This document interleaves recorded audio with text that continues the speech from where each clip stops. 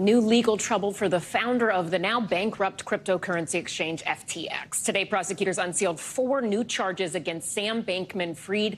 The new charges could add another 40 years of prison time if Bankman-Fried is convicted. NBC News investigative correspondent Tom Winter joins us now. Tom, walk us through what we've learned in these new charges. What do we know about these charges?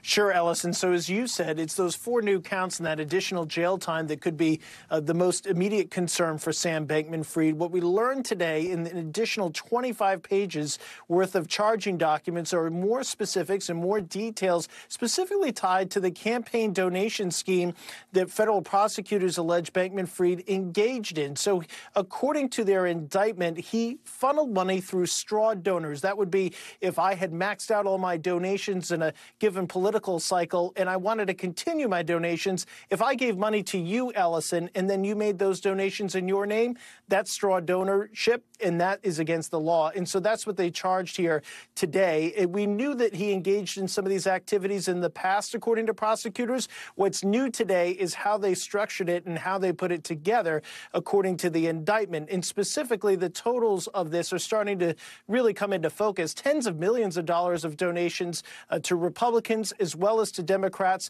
the majority, I should say, to Democrats. It's a case that obviously we'll be closely following. Bankman-Fried has pleaded not guilty. Okay, Tom Winter, thank you so much. Thanks for watching our YouTube channel. Follow today's top stories and breaking news by downloading the NBC News app.